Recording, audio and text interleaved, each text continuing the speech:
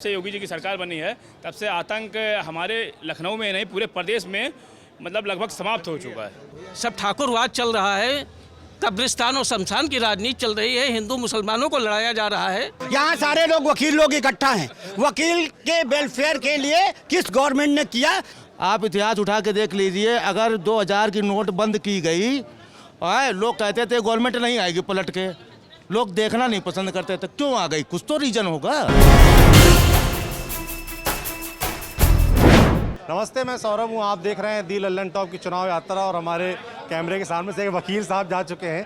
वकीलों को आप रोक नहीं सकते। इस समय हम लखनऊ में हैं। लखनऊ की कैसर बाग जो कोर्ट है, लखनऊ बार एसोसिएशन के ये जो बोर्ड लगा है, ये जो संदर्भ बार का ऑफिस भी है, तो हम यहीं आगे वकीलों के बीच जाने का मौका कम लग पाता है, पर जाने का मकसद यही होता है कि वकील खाली एक विधानसभा के नहीं होते, पूरे शहर के होते हैं। तो लखनऊ की 9 विधानसभा सीटों का क्या माहौल है, ये जानने के लिए हम लखनऊ बार एसोसिएशन के दर पर आ गए हैं। तमाम वकील हैं, आ रहे हैं, जा रहे हैं। उनसे समझते हैं कि सभी जो 9 सीटें हैं उनमें क्या चर्चाएं चल रही हैं, क्या माहौल है। इधर शुरू करें, वकील साहब करें, इधर शुरू करें। भाई साहब से, क्या नाम है आपका? शशि मोहन पांडे। पांडे जी लखनऊ के रहने वाले हैं? जी जी जी। वकीलों से जो मिलने का कारण है वो यही है कि सभी सीटों में किसका क्या माहौल चल रहा है, क्या मुद्दे हैं, क्या चर्चा है, क्योंकि आप लोगों के पास तो पूरे शहर का आदमी आता है। क्या समझ आ रहा है इस समय? जो है मेन मुद्दा है भ्रष्टाचार, सुशासन। आदमी आज जनमानस चाह रहा कि शांति चाहिए, शांति हो, सुशासन हो। इसी पे ये मुद्दा बना के लोग वोट दे रहे हैं। तो हमको लग रहा है कि इस समय योगी जी के जो शासन चला है इसमें सुशासन बढ़िया रहा है, भ्रष्टाचार कम हुआ है और जो माफिया राज था, माफिया राज पर कंट्रोल हुआ है। जी, तो माफिया राज का जो क्लेम सरकार करती है वो पूरे लखनऊ में भी हावी है। हाँ, लखनऊ में तो पूरा प्रदेश में है ना। पहले पूरा गुंडागर्दी खुले आम चलते थे, बम और गोली और गाड़ियों में भर भर के कट्टा लेके चलते थे, वो बंद है। हमारी बहन बेटियां जो है वो आगे बाहर निकलने में मतलब संकोच करती थी, जो आज खुले चल रही है, खुले मंच पे बाहर निकल रही है। पांडे जी कह रहे हैं कि भाई पूरे प्रदेश में पहले लड़कियां नहीं निकल पाती थी बाहर, बहन बेटियां नहीं निकल पाती थी, है ना। हम कर लेंगे, आपसे कर लेंगे, मिराज भाई से कर लेंगे। ऐसे मत बोलिए कि इनसे कर लीजिए, उनसे। मैं सबसे बात करने आया हूँ, है ना। मतलब ऐसा कुछ है नहीं कि इन्हीं से बात करनी है, उनसे बात करनी है। जो भी मिलेगा उससे बात करूँगा। तो पांडे जी कह रहे हैं कि पहले जो है आतंक था गुंडों का, बदमाशों का, अब नहीं है। क्या लखनऊ में ये स्थितियाँ थी? क्या नाम है? मेरा नाम अतुल सिंह है, मैं यहाँ पे अधिवक्ता हूँ जी। नहीं, आतंक लगभग समाप्ति की ओर है। जब से योगी जी की सरकार बनी है तब से आतंक हमारे लखनऊ में नहीं पूरे प्रदेश में मतलब लगभग समाप्त हो चुका है जी। पूरी तरीके से समाप्त।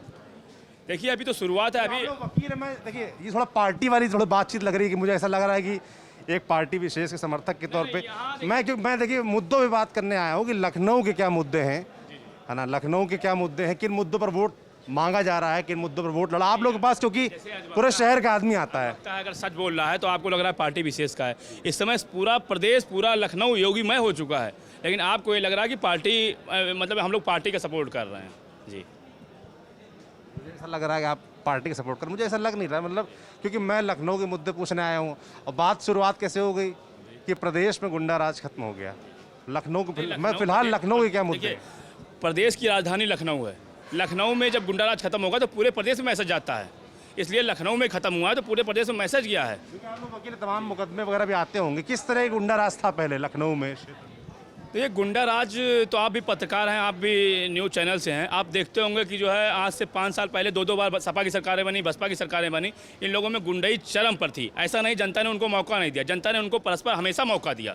लेकिन 1.5 साल बीतते ही हमें लगने लगा था कि समाजवादी सरकार में इतनी गुंडई चरम पे आ चुकी है कि हमें इससे बदलना है। उसका निष्कर्ष है कि वो दोनों सरकारें बदली गई और इस समय हमारी भाजपा की सरकार बनी हुई है। योगी जी हमारे मुख्यमंत्री हैं।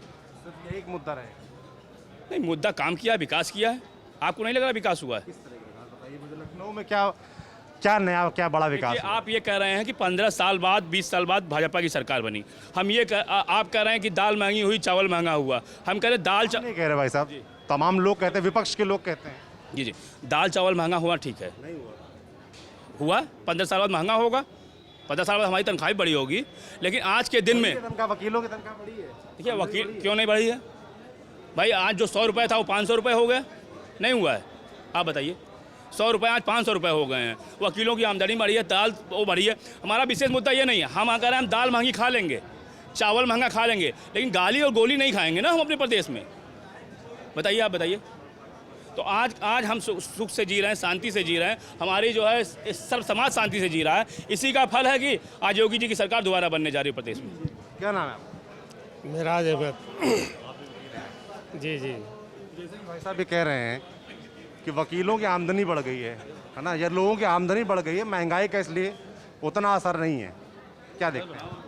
महंगाई तो नहीं बढ़ी है, महंगाई तो बहुत ज़्यादा बढ़ गई है, आमदनी नहीं बढ़ी है। जो है जो जहाँ पे था वो वहाँ पे स्थिर हो गया है। शहर की सड़कें देख लीजिए, जो है लखनऊ में किस तरह का विकास हुआ है, जो 0% पे है। जो है जो सड़कें खुदी थी वो खुदी की खुदी पड़ी हुई है। जो है अब इसको विकास कोई मान ले तो मैं नहीं समझता कि जो है ये विकास है। जो गुंडा राज की बात कर रहे हैं, क्योंकि सबसे ज़्यादा अब गुंडा राज अगर होगा तो सबसे पहले आप ही लोग को पता चलेगा। वकीलों के सबसे ज़्यादा मुकदमे आएंगे आप ही लोग के पास, भाई मुकदमे आएंगे, आप ही लोग उसको आगे निस्तारण करेंगे। तो मैं वाकई में समझना चाहता हूँ कि वकीलों के भी इस प्रदेश में सरकार दावा करती सब जगह। अभी पहला चरण का वोटिंग हुई है, आज दूसरे चरण की वोटिंग चल रही है, और आप इन जगहों पर जाकर जब नेताओं ने जब प्रचार किया, अपना भाषण दिया, सबसे बड़ा मुद्दा यही रहता है। वकील इसको किस तरीके से लेते हैं? थोड़ा सा इनका एडमिनिस्ट्रेशन जो है मतलब सही हुआ है, इसमें कोई दो राय नहीं। जो है जो तमाम तरह के जो है मतलब क्राइम होते थे उस पर अंकुश लगा है। जो है ये जो है भाजपा का सबसे बड़ा वो है, जो ये अचीवमेंट है। ये अचीवमेंट। पहले थोड़ी सी जो है मतलब थी। वकील साहब आपसे समझूंगा, जैसे ये चर्चा यहाँ पर हो गई लॉ एंड ऑर्डर को लेकर, और लॉ एंड ऑर्डर को हम देख रहे हैं लगातार मुद्दा बनाया भी जा रहा है, सबसे ज़्यादा प्रचारित भी इसको यही किया जा रहा है। वकील इसको किस तरह से लेते हैं? भैया मैं संजय त्रिपाठी एडवोकेट हूँ भैया, वकालत करता हूँ। और अगर जो पूर्व की सरकारें अगर सही काम कर रही होती तो भाजपा को आने नहीं चाहिए था। पहला तो लॉजिक ये है कि भाजपा को आने नहीं चाहिए था। और आप 40 सालों से बताइए कौन सी ऐसी गवर्नमेंट आई है जिसने कोरोना टाइम पे पब्लिक का ध्यान दिया है, रसद दी है। बाकी जितनी सरकारें आई सब लूट के खा गई। रोडें जो है 5-5 बार कागज़ों पे बनी हैं, ठीक है, और उसके बाद निर्माण कार्य का कुछ हुआ नहीं। विकास काहे का विकास हुआ, किसका विकास हुआ? मैं ये नहीं कर रहा हूँ, किसी पार्टी का विरोध नहीं कर रहा हूँ, लेकिन इस गवर्नमेंट ने जो भाजपा, कोई भी हो सकता है कि लोग ये कहें मैं भाजपा का आदमी हूँ इसलिए ऐसी बात कर रहा हूँ, ऐसा कुछ नहीं है। लेकिन जिस प्रकार पब्लिक का ध्यान माननीय मोदी जी द्वारा, योगी जी द्वारा दिया गया है, आप इतिहास उठा के देख लीजिए। अगर 2000 की नोट बंद की गई, लोग कहते थे गवर्नमेंट नहीं आएगी पलट के, लोग देखना नहीं पसंद करते थे, क्यों आ गई? कुछ तो रीज़न होगा। तो एक संप्रदाय और एक व्यवस्था से गवर्नमेंट नहीं चलती। आप सोचें कि हम केवल 1-2 संप्रदाय मिला करके गवर्नमेंट चलाएंगे, असंभव। गवर्नमेंट सर्व समाज के जब सारे लोग एक इकट्ठा होकर के करेंगे तभी गवर्नमेंट आती है। और बाकी उतार चढ़ाव तो ये जीवन है, कभी आप मोटे हो गए, कभी पतले हो गए, कभी दुबले हो गए, शरीर एक साथ थोड़ी ना रहता है। तो कभी डीजल का रेट बढ़ गया, कभी घट गया, ठीक है, अब उसका आधार बना ले। अरे अगर आपके कर्म इतने ही अच्छे होते तो काहे बाबा आते हैं? बाबा पूरे ये समझिए लहर के साथ आ रहे हैं, कोई नहीं बाइकल और रोकने वाला है। और आप ये जान लीजिए, मेरा उससे कोई मतलब नहीं है। योगी जैसा मुख्यमंत्री मिलना ये आपके प्रदेश के लिए बहुत भाग्यवर्धक है। और ईश्वर से मनाइए कम से कम ये 15 साल यहाँ के मुख्यमंत्री रहे, तब आपके प्रदेश का जो है उज्जवल भविष्य होगा। 15 साल लोग तो कहते हैं कि अगला टारगेट तो प्रधानमंत्री का है। किसका? 15 साल यहाँ रह पाएंगे? भाई साहब चाहे जितना बड़ा नेता हो, उससे ये जरूर, कोई भी नेता की औकात उसके पैर की जूती से अंदाजा जाता है। अगर कोई बड़ा नेता है और उसका प्रधान जो है विरोध में है तो उस नेता की कोई हैसियत नहीं होती है। समझने के लिए इस वजह आदमी की औकात उसके जूतों से नापी जाती है। तो जब योगी जी यहाँ पे ठसियल तरीके से राजनीति करेंगे और देश को जब एक मजबूत ताकतवर नेता मिलेगा तभी आप सफल होंगे। जैसे भाई साहब ने अभी महंगाई का मुद्दा उठाया है ना, और इन भाई साहब ने कहा कि महंगाई अगर बढ़ी है तो आमदनी भी बढ़ी है। महंगाई का मुद्दा नहीं है। कांग्रेस में महंगाई का मुद्दा आया था तब कहाँ गई थी गवर्नमेंट? कांग्रेस में जब प्याज का रेट तो कांग्रेस हार गई। मैं ये नहीं कह रहा हूँ, नहीं ये मैं नहीं कह रहा हूँ। कांग्रेस के समय महंगाई हुई थी, लेकिन कांग्रेस के समय में पब्लिक का सपोर्ट नहीं हुआ था।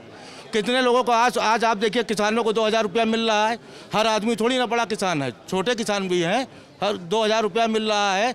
उसके बाद रसद मिल रही है, भुखमरी हो जाती है। आप सोचिए, अगर कोरोना टाइम पे अगर ये राशन की व्यवस्था ना होती तो कौन सी गवर्नमेंट, आदमी स्वयं कमाना तो जानता है, लेकिन पब्लिक के हित पे किसने क्या बात की, आप बताइए। किसानों को तमाम चीज़ें मिल गई, तमाम चीज़ें हो गई हैं, तो फिर जो किसान आंदोलन हुआ ये क्यों हुआ फिर? किसान आंदोलन ये हुआ कि जो होता है, जब कोई मोनोपोली होती है, जब बड़े नेता होते हैं, जब उनकी दुकानें जाने लगती हैं, जैसे बड़े काश्तकार, जैसे मान लीजिए नेतागिरी, मान लीजिए जैसे राज्य स्तर का नेता, जब गवर्नमेंटें जाने लगती हैं, अब कोई 500 करोड़ का आदमी, कोई 1000 करोड़ का आदमी है, उसकी दुकान जाने लगेगी तो वो तो विरोध करेगा ही करेगा।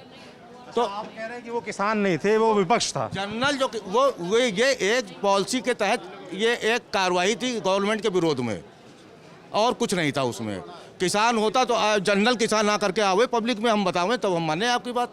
वहाँ जो लोग बैठे थे वो किसान नहीं, वो हमने बताया, जैसे 500 बीघे जो वाला आदमी, वो एक तरीके से प्रॉपर्टी डीलर तो नहीं कह सकते, लेकिन एक वो टाइप के लोग थे। नहीं, माफिया के थे। किसी पे आरोप लगाना नहीं ठीक रहता है। क्या सभी लोगों को लगता है जो किसान आंदोलन के लिए वहाँ बैठे थे वो सब प्रॉपर्टी डीलर? और देखिए, आपको मालूम होगा वहाँ पे राकेश टिकैत बैठे हुए थे। राकेश टिकैत नहीं, राकेश टिकैत बैठे हुए, राकेश टिकैत नहीं, बालियान साहब उनका टिकैत है। क्या हो गया, क्या टिकैत को बालियान ये टिकैत जी को नहीं जान पा रहे हैं।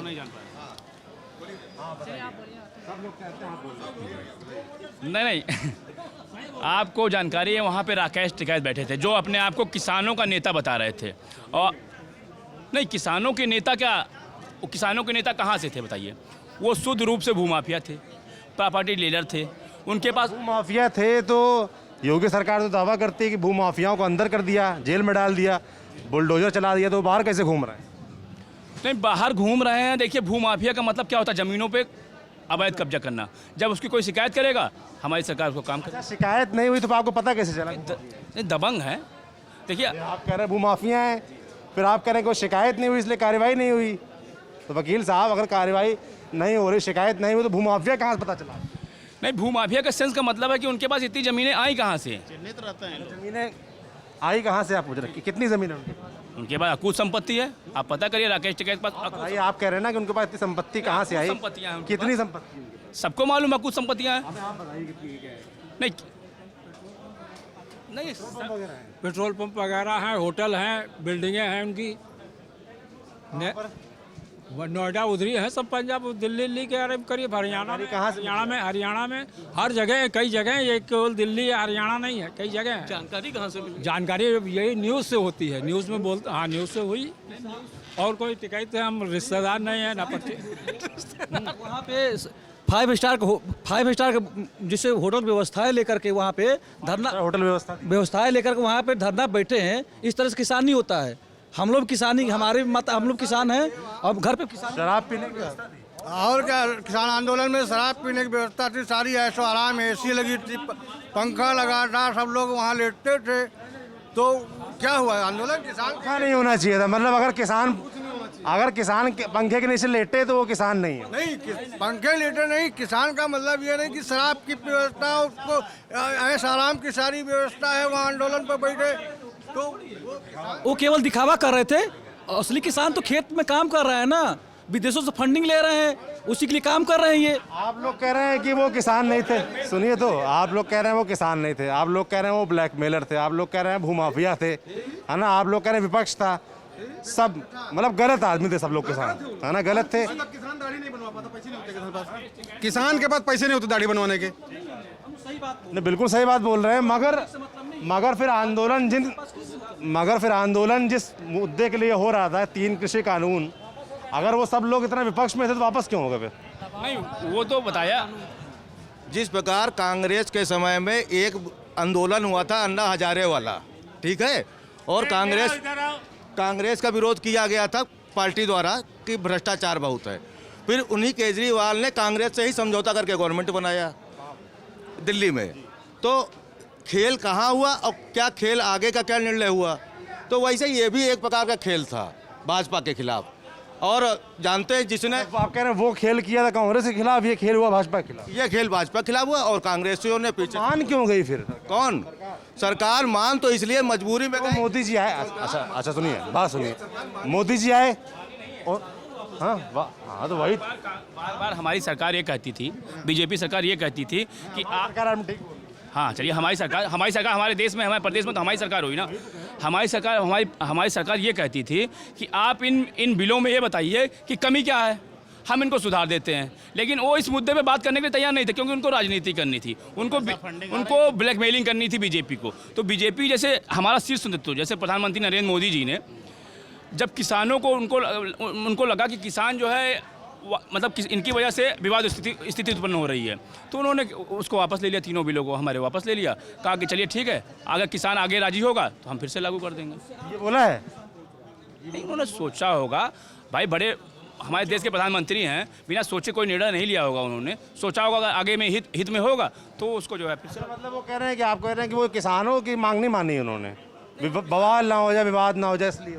नहीं, कोई बवाल विवाद नहीं, बवाल विवाद कर रहा था उन्होंने लाल किले। बताइए, राकेश टिकैत जैसा गुंडा समझिए उसको, उसने जाकर के लाल किले में हमारे माफिया गुंडा बाहर क्यों घूम रहे थे जी? आपने कहा भू माफिया हैं, आपने कहा गुंडे हैं, तो योगी जी की सरकार है, लॉ एंड ऑर्डर में सबसे ज्यादा ठोक के बोला जाता है। बाहर घूम रहे क्या कर रहे हैं? आप बताइए ना, आप कह रहे हैं वो गुंडे हैं, भू माफिया हैं, तो जेल में क्यों नहीं? 18 आपराधिक मुकदमे हैं जो सरकार बनने के बाद वापस हुए। तो जिस सरकार का मुख्यमंत्री ही आपराधिक प्रवृत्ति का हो तो वहाँ आगे क्या होगा? सब ठाकुरवाद चल रहा है, कब्रिस्तान और शमशान की राजनीति चल रही है, हिंदू मुसलमानों को लड़ाया जा रहा है, यही सब चल रहा है। और इसी के खिलाफ जेल के अंदर गोलियां चल रही हैं। ये हमारी कानून व्यवस्था है उत्तर प्रदेश सरकार की। इस सरकार में गोली नहीं चली। मैं बात कर रहा हूँ, बोलिए। जेल के अंदर कानून व्यवस्था चल रही। कोरोना काल में कितनी लाशों के ढेर लग गए, शमशान को ढकना पड़ा, ये व्यवस्था है। यहाँ तो ज्यादातर लोग कह रहे हैं कि भाई कोरोना में अच्छी व्यवस्था थी, लॉ एंड ऑर्डर अच्छा है। आखिर कौन लोग थे जेल के अंदर जो मारे गए हैं, जहाँ गोलियां चली हैं वो मरे हैं, वो आखिर कौन लोग थे? तो मतलब वकील साहब आप ये कह रहे हैं, वकील होने के नाते भी ये कह रहे हैं कि जेल के अंदर अगर गोली चल रही है, मुन्ना बजरंगी, सुनिए, ठीक है, अच्छा हुआ। अपवाद है, कोई ऐसा नहीं है। वो अरे यार बोलो नहीं, ये सही हो, कानूनन सही हो, आप लोग तो कानून के रखवाले हैं भाई। थोड़ा सुनिए। मुन्ना बजरंगी क्या थे? कोई जात नहीं, ठाकुर थे, लेकिन मारे गए। कैराना वाला मारे गए, कैराना के लोग मारे गए। भाई कैराना से हिंदुओं का पलायन हुआ, किस कारण से हुआ था? उस पर कोई मुद्दा नहीं उठा रहा। अरे वो क्यों नहीं मुद्दा उठाए? सबसे ज्यादा उनको मारा अपराधी ने, अपराधी को मारा पुलिस ने। इनको ये बात नहीं मालूम है। जेल के अंदर गोली चले, कोई मरे, ठीक है वो? नहीं, ठीक नहीं है, नहीं। तो देखिए, अपराध हमने कब नहीं कहा? आज सुबह मारे गए तो वो क्रिमिनल ब्राह्मण थे, तो क्रिमिनल को मारना कोई अपराध है? क्रिमिनल को इस तरीके से मारना चाहिए सड़क पर? मारना क्या, वो तो जेल के अंदर वो पुलिस प्रशासन का काम है। पुलिस यहाँ जात की बात नहीं हो रही भैया। मैं सभी वकीलों से ये जानना चाहता हूँ, यहाँ पर एक चर्चा उठी नहीं कि जेल के अंदर अगर किसी को मार दिया गया या गैर कानूनी तरीके से बाहर पुलिस की तरह किसी को मार दिया गया तो क्या वो ठीक है? नहीं, वो तो इनकाउंटर है। देखिए ये क्या है, ये तो सीधे, मैं पंकज यादव, ये अगर आपने बताया कि जेल के अंदर किसी की हत्या होती है तो सीधी सी बात है कि लॉ एंड ऑर्डर को आप हाथ में ले रहे हैं।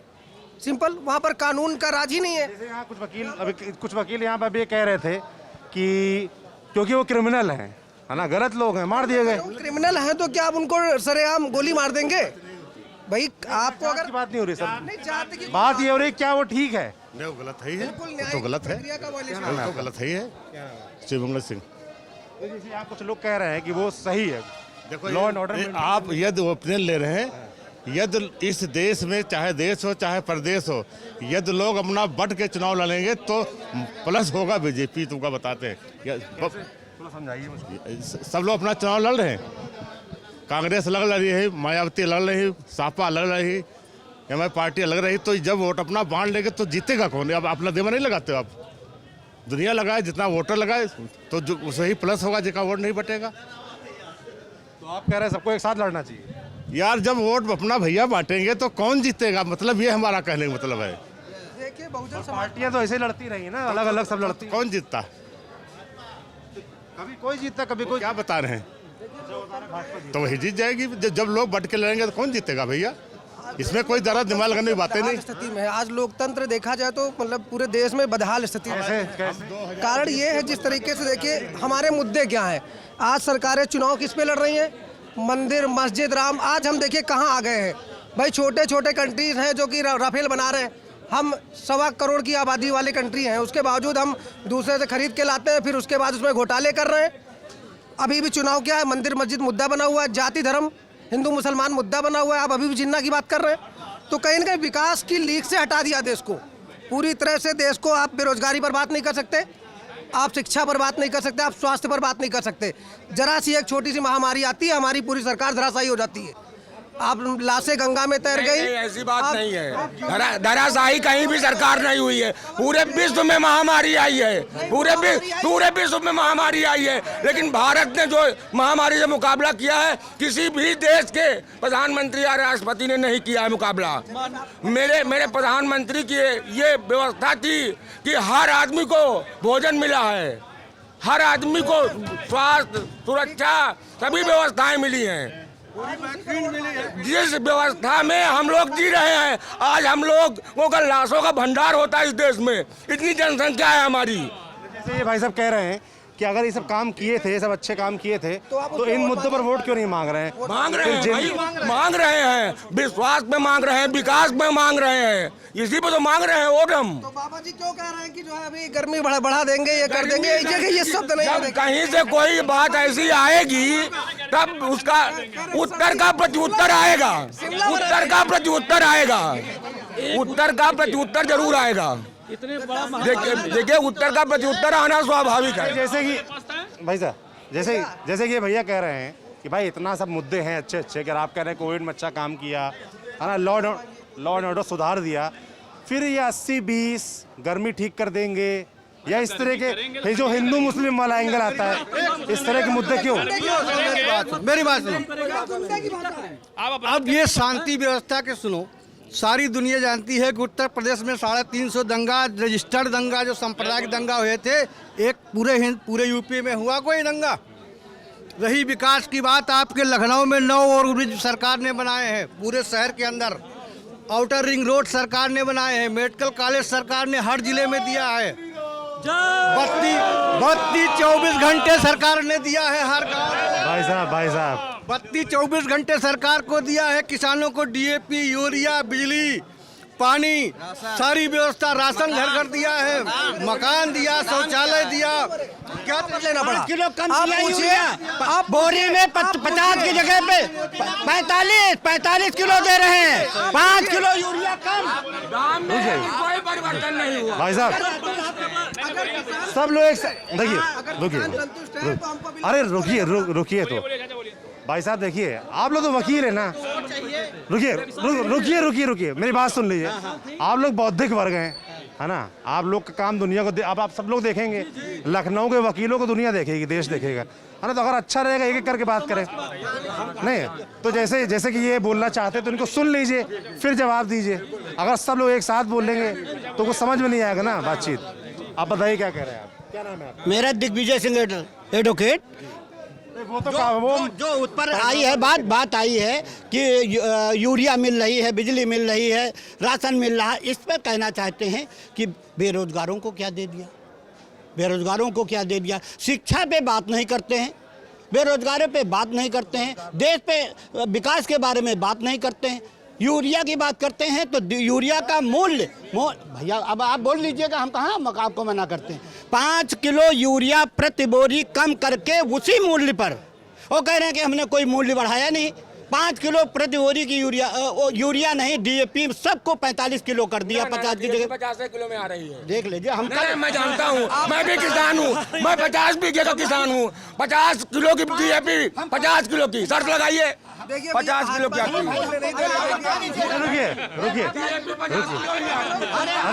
रुकिए वकील साहब, भाई साहब रुकिए। मिलने तो लगी, इसके तो रही है, मिली कहाँ नहीं थी?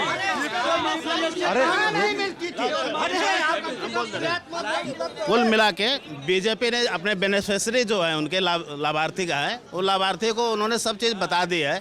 काफ़ी लोग उससे उत्साहित हैं और वोट देने के लिए तैयार हैं। और भारतीय जनता पार्टी ये मैं सुनना चाहता हूँ, थोड़ा प्रदेश स्तर की ज़्यादा बातें हो गई है ना, मुद्दों बातें हो गई, थोड़ा मैं लखनऊ के बारे में जानना चाहता हूँ। आप लोग वकील हैं भाई, लखनऊ में 9 विधानसभा सीटें हैं, तो विधान वकील पे हमारी बात ले लीजिए। समाजवादी देखिए एक मिनट, ऐसा है कह रहे हैं ए भैया, ये वकील, यहाँ सारे लोग वकील लोग इकट्ठा हैं। वकील के वेलफेयर के लिए किस गवर्नमेंट ने किया? मैं बता रहा हूँ कि 5 वर्ष अखिलेश यादव मुख्यमंत्री रहे, 40 करोड़ रुपया प्रति वर्ष के हिसाब से 200 करोड़ रुपया हमारे जो bar council of Uttar Pradesh में जमा किया है, 200 करोड़।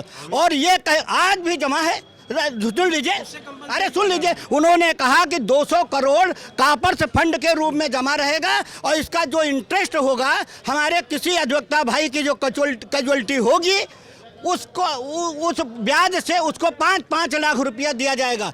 इस गवर्नमेंट ने एक भी, हो सकता है एक आदमी दिया हो, हम नहीं कह सकते, लेकिन जनरल किसी वकील को 5 लाख रुपया नहीं मिला। 1.5 लाख मिलता था, 5 लाख मिलते रही है। पहले 1.5 लाख मिलती था, सपा सरकार में 1.5 लाख करोड़ बिलों 5 लाख मिल रहा है, सीधे खाते में आ रहा है। बहुत सारे वकील सबको है, किसी को नहीं मिला है। अरे सबका आया है, जिन को मिला है, जो जिन लोगों की मृत्यु हो चुकी थी, जिन लोगों की मृत्यु हो चुकी थी उसमें 350 लोगों को हमारे माननीय कानून मंत्री ब्रजेश पाठक जी द्वारा सबको पैसा दिया गया है। अब जब मैं पूछ रहा था, आपने कहा कि 9 में 7 सपा क्या आ रही है, पहले इनसे समझे कैसे आ रही है, थोड़ा समझाइए कौन सी सीटें कैसे आ रही है। उत्तर से हम जीत रहे हैं, पश्चिम से हम जीत रहे हैं, इलाहाबाद हम जीत रहे हैं। ऐसे नहीं, मुझे बताइए प्रत्याशी के नाम समीकरण बताइए। रहे हैं पूजा शुक्ला उत्तर से, मध्य से रविदास मल्होत्रा हम जीत रहे हैं। समीकरण आपने, मैं बता दूं, अब उत्तर की बात कर लूं, अभी वर्तमान नीरज बोरा ने कुछ काम नहीं किया है। अभिषेक मिश्रा जी ने जो भी पुल बनाया या हनुमान सेतु का सौंदर्यीकरण किया, सारे मुद्दे जनता के। मिश्रा वो सरोजिनी नगर क्यों भेज दिया? अरे भाई साहब मैं पूछ लूंगा। मिश्रा हमारी पार्टी का प्रत्याशी है, हम उसको समाजवादी मध्य से उतारती है या उत्तर से उतारती, वो उनका नेताजी का शीर्ष नेतृत्व का निर्णय। आपने लप से पूछा कि सरोजिनी नगर क्यों भेज दिया, आप ये बताएं ब्रजेश पाठक को क्यों भेज दिया, स्वाति सिंह का टिकट क्यों काट दिया, बताइए। ब्रजेश पाठक का शीर्ष जो नेता, अच्छा मतलब आपके मन का जब करे तो शीर्ष नेतृत्व इनकी पार्टी कर दे, ऊपर जिम्मेदारियां ज्यादा थी। पूरे उत्तर प्रदेश में उनको प्रचार करना है, पूरे उत्तर प्रदेश में उनको प्रचार अखिलेश जी के राइट हैंड है। आप कह रहे हैं कि उनको पूरे प्रदेश में प्रचार करना था, इसलिए उनको आसान सीट कैंट भेज दिया, क्या यहाँ फंस जाता? नहीं, आसान सीट नहीं, अभी आप ही कह रहे हैं। उन्होंने कहा कि यहाँ भी मेरी पूरी जिम्मेदारी है और देख लेना मध्य सीट भी भाजपा ही जीतेगी। ठीक बात, जैसे कि ये बता रहे, अभी आपने 2 सीटों को बताया, आगे बताइए। बाकी मैंने बताया सोनू कनौजिया मलिहाबाद से बहुत ही अच्छा लड़ रहे हैं। मलिहाबाद से हमारी वो सुशीला सरोज जी लड़ रही हैं, अभिषेक मिश्रा जी हमारे यहाँ सरोजनी नगर से लड़ रहे हैं, और ये सभी प्रत्याशी हमारे जीत रहे हैं। बीकेटी से हमारे गोमती यादव जी जो कि पूर्व विधायक रह भी चुके हैं, वो भी अपनी सीट को बहुत अच्छे से डिफेंड कर रहे हैं। तो इस तरीके से लगभग मेरे 7 हो गए, सभी हमारे ये कैंडिडेट जीत चुके हैं। बीजेपी जीत रही है जी, ये लोग कहीं लड़ाई में नहीं है, खाली अपने मुंह से लड़ाई लड़ रहे हैं लोग, और 10 तारीख को बदल जाएगा। इसमें कई प्रत्याशियों की जो है, जो लखनऊ से लड़ रहे हैं, उनकी जमानतें जब्त हो जाएंगी। ये सच्चाई है। कौन प्रत्याशी जी, किस विधानसभा के आप कह रहे हैं? कौन से प्रत्याशियों की जमानत जब्त हो रही है? नहीं, सबकी नहीं जब्त हो रही है। देखिए जैसे मलिहाबाद वाला है, सोनू कनौजिया हैं, सपा से कोई लड़ रहे हैं, और ये कैंट विधानसभा के जी, उत्तर विधानसभा है, पूजा शुक्ला है कोई, वो लोग हैं। बाकी नहीं, मध्य विधानसभा लड़ाई होगी, लेकिन बीजेपी जीत जाएगी। नहीं देखिए, ब्राह्मण लाभी है, कौन सी लाभी है, इससे नहीं है। वकील साहब रुक जाइए, अरे भाई साहब अटैक हुआ था आज के दिन, पुलवामा अटैक हुआ, उस पर क्या हुआ जो आज 40 लोग शहीद हो गए थे? क्या हुआ? कहीं कुछ नहीं हुआ। कहाँ है? कौन पकड़ा गया? कौन दोषी हुआ? अभी मोदी जी का हुआ मोदी जी में वो जांच हो गई, उन्होंने बिठा दिया, तो ये पुलवामा अटैक हुआ, उसमें कौन सी जांच हुआ, कौन पकड़ा गया अभी तक की? हाँ बताइए।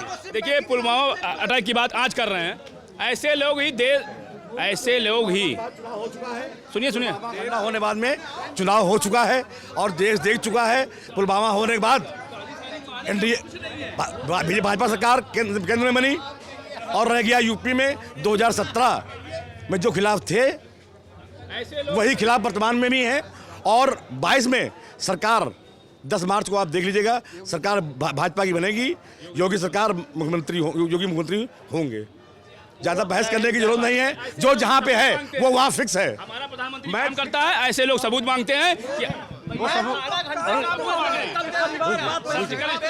रुक जाइए हमारे देश के सैनिक भाई, अल्लाह आप ही कर रहे पता है आपको। आपको बाद में खड़ा कर देंगे, 5 मिनट आप कैमरे खड़े रहना, बोलते रहना। सबको रुक जाइए, सबको बोलने दीजिए ना। जैसे कि उन्होंने कहा सबूत नहीं मांग रहे, वो कह रहे हैं कि भाई पुलवामा जो घटना हुई उसके पीछे कौन लोग थे, क्या थे, जांच क्यों नहीं हुई? हमारे देश के सैनिक पाकिस्तान में घुस करके मारे हैं, इन्होंने उसकी बात नहीं की।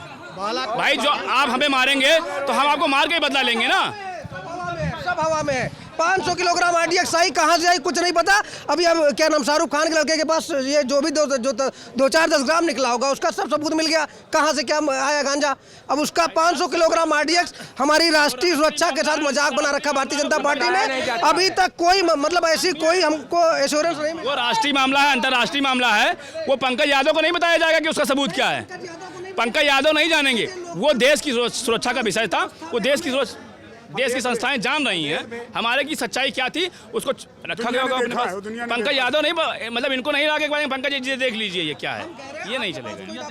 अगर जांच अगर हुई है तो वो चीज़ सामने आनी चाहिए। लोग भाई अब जांच हुई है, बदला लिया है हमारे देश ने, हमारे सैनिकों ने घुस के मारा है पाकिस्तान में, ये आप भूल जा रहे हैं।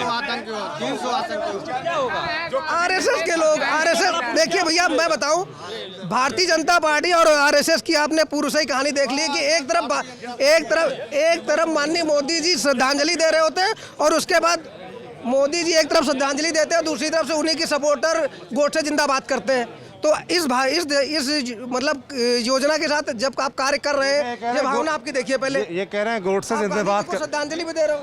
रुक जाओ भाई साहब, सवाल पूछने के बाद मैं पूछ लूंगा, लगातार नहीं बोलना होता। तो ये कह रहे हैं कि गांधी जयंती के दिन जो है फूल भी चढ़ाते हैं और गोडसे जिंदाबाद भी बोलते हैं, इस पर क्या कहेंगे? नहीं, ये कौन बोलता है, ये बताएं तो कौन बोलता है क्या? देखिए देश की जनता है, कोई गोडसे का पुजारी है, कोई गांधी जी का पुजारी है। नहीं देखिए अब ये अखिलेश के पुजारी हैं,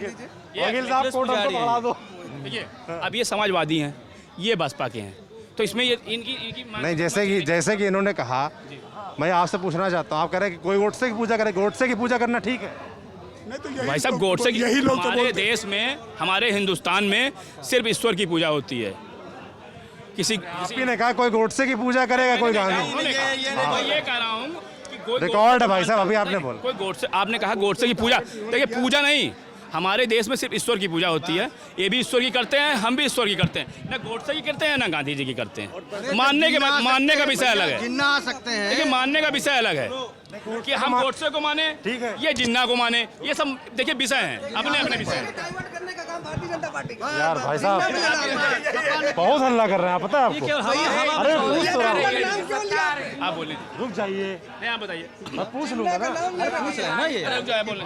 जैसे यहाँ आप कह रहे हैं गोडसे को मानना ठीक है, भाई साहब मैं ये कह रहा हूँ मानसिकता है लोगों की, कोई गोडसे को मान रहा है, कोई जिन्ना को मान रहा है। कभी आप अखिलेश जी से पूछें कि वो जिन्ना को क्यों मानते हैं? जिन्ना को मानते हैं, उन्होंने स्टेटमेंट दिया है, उन्होंने बयान दिया है जिन्ना वाली बात पे, जिन्ना मामले में बयान दिया है कि जिन्ना मानते, स्पष्ट है। वल्लभ भाई पटेल से जिन्ना की तुलना की थी उन्होंने, सरदार वल्लभ भाई पटेल से मान बताया जिन्ना को, सरदार भाई वल्लभ भाई पटेल से और जिन्ना को मान बताया, इसका मतलब वो उनको मानते हैं। सरदार वल्लभ भाई पटेल, उन्होंने वल्लभ भाई पटेल जी से जिन्ना की तुलना की। नहीं रुक जाए, बोलने दो यार। ऐसे हम लोग टीवी वाला नहीं कर रहे हैं ना भैया। यहाँ पे खड़ा एक प्रत्येक वकील। नहीं, आप भोजन की थाली में जितने प्रकार की वैरायटी होती सब है, मिर्चा भी है और जो है वो चावल भी है, दाल भी है, सब मिलेगा। बस आप उसको ले पाओगे। भैया आप बोलिए क्या बोलना है। यहाँ चर्चा हो रही थी भाई अभी कि कोई गोडसे को मानेगा, कोई गांधी को मानेगा, तो मैं आप लोग तमाम बुद्धि अरे तमाम लोग अपनी अपनी बात रखेंगे। इस चर्चा का जो रहस्य चल रहा है, देश के अंदर जो हमारे देश को, राष्ट्र को, प्रदेश को बचाएगा वही सरकार बनाएगा। बचाएगा और बस ज्यादा नहीं बोलो, सही करे, वही सरकार बनाएगा, वही सरकार बनाएगा। बचाने की बात है। अरे भाई शुरू हो गई। वही सरकार बनाएगा। जो जयचंदों को मार भगाएगा वही सरकार बनाएगा। जयचंदों को मार भगाएगा वही सरकार बनाएगा। कोरोना जैसी महामारी को जो आज भी महाराष्ट्र केरल में प्रभावी है, हजारों लोग मर रहे हैं। हमारे यूपी में मात्र 1500 केस 8 तारीख में निकल रहे हैं। ये सबसे, ये किसकी देन है? ये हमारे मुख्यमंत्री की देन है। किसी चेहरे मास्क नहीं है, किसी चेहरे मास्क नहीं है, उसके बाद भी महामारी गिर रही है। ये किसकी देन है? ये भैया ये बता रहे हैं कोरोना खत्म कर दिया, इनका मतलब मोदी जी ने खत्म कर दिया। ठीक है, इनका जो भी खत्म करेंगे मोदी जी रोजगार का ही खत्म कर रहे हैं। रोजगार खत्म। कोरोना पीरियड में वकीलों के लिए फंड आया, 20,000 करोड़ बिहार में दिया। हर चुनाव में मुद्दा दे रहे हैं। जवाब दे रहे हैं। हाँ जवाब दे रहे हैं। इसका रोजगार की बात करते हैं। हमारे देश में प्रति मिनट 72,000 बच्चे पैदा हो रहे हैं। रोजगार आप दे सकते हैं? क्या संभव है ये?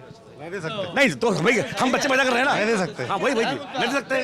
रुक जाइए, बेरोजगार जनसंख्या ज्यादा है। सुनिए रुकिए तो ज्यादा है तो कहाँ रोजगार मिल जाएगा?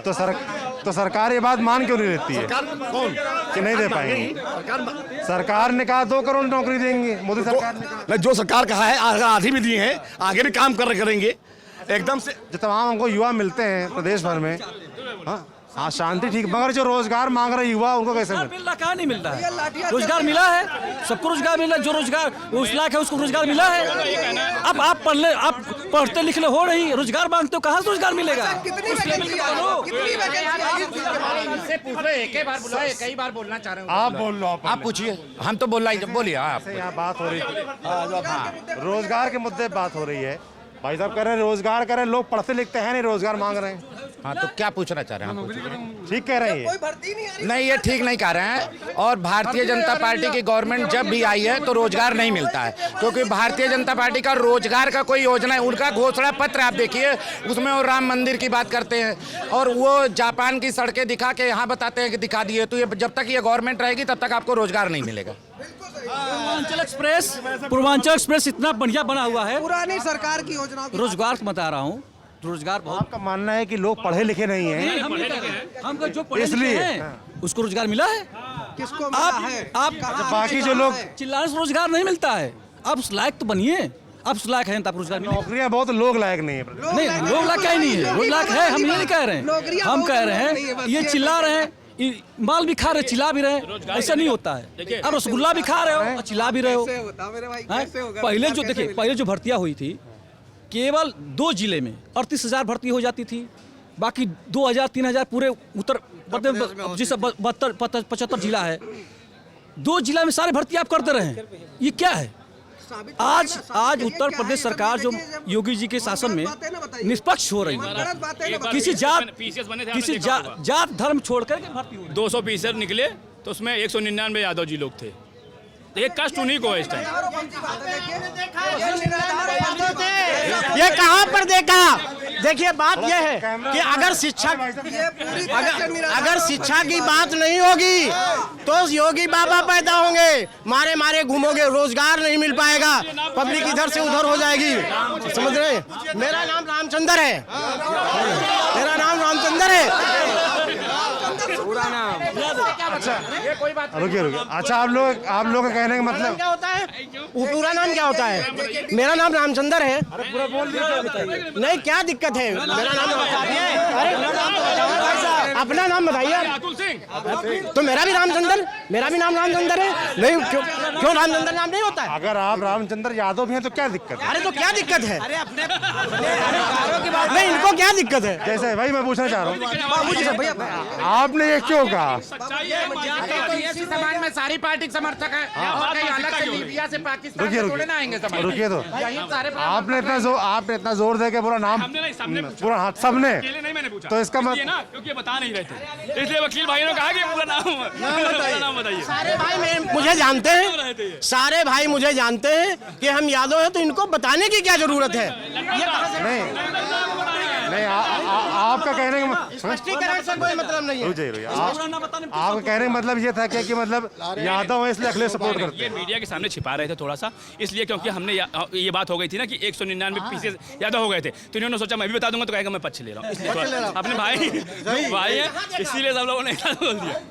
तो आपके हिसाब से यादव लोग जो है वोट नहीं देते बीजेपी? यादव भाई कुछ देते हैं, देखिए भाई हैं देते हैं, लेकिन मानसिकता अखिलेश जी की जो राष्ट्रवादी है सुनिए अखिलेश सुनिए भाई साहब बीजेपी के जिलाध्यक्ष है अभी, इनकी गलती नहीं है। अखिलेश जी को थोड़ा अपनी इस मानसिकता से बाहर निकलना पड़ेगा। अखिलेश जी को सुनिए, अखिलेश जी को थोड़ा अपनी अखिलेश जी को अपनी इस मानसिकता से थोड़ा बाहर निकलना पड़ेगा। मतलब ये जातिवाद और जैसे हमारे उसमें था ये, और जाति तो आपने पूछी उनकी, बताइए नाम। हमने नहीं पूछा, हमने तो नहीं पूछा। ये नहीं सर, पूरे लोगों ने पूछा, पूरे लोग इसलिए कहा कि मजा देखिए हम लोग यहाँ पे लोग एक हैं, तो इसलिए हंसी में पूछा क्योंकि यादव जी थे तो थोड़ा सा इनको चिड़न हुई थी इसलिए जो रोजगार और शिक्षा की बात करेगा वही शासन करेगा, बस कुल मिला के बात है, रोजगार शिक्षा की बात करेगा। राशन घर ओम बिरला की बेटी, ओम बिरला की बेटी किस योग्यता के आधार पर IAS बनी है? आप देखिए कि हम लोग पहुंच गए यूपी। चलिए भाई ठीक हो गया बहुत शोर है, नारे हैं। ये है लखनऊ के वकील और इनकी बातचीत। और प्रदेश का चुनाव है, मुद्दे कहाँ कहाँ के हावी हैं, जिन्ना और तो वकील क्या सोच रहे हैं लखनऊ के, किस तरह की बातचीत आपको लगी हमें कमेंट बॉक्स में लिखकर जरूर बताएं। देखते रहिए दी लल्लन टॉक।